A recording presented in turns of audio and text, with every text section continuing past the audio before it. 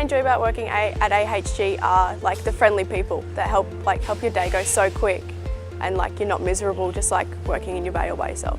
The workplace is probably, I'd say, it's probably one of the best workshop I've ever worked on so far. Everyone's helpful, everyone's here to give you a hand. They're not here for themselves, and that everyone's is in a team environment. So if you're down, someone will come along and pick you up, which is what I like. And if they're down, I'll go and pick them up and help them, you know. I love all the people I work with, otherwise I wouldn't be here, to be honest. I love the people here. The facilities, the training, the management is really good as well.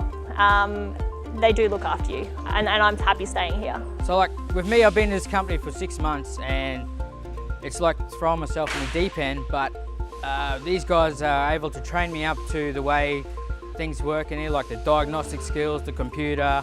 If I didn't have that kind of training, they send me into the training and get myself up to date with the newer technologies out these days. They're always promoting internal opportunities for any position within the dealership and other AHG sites as well.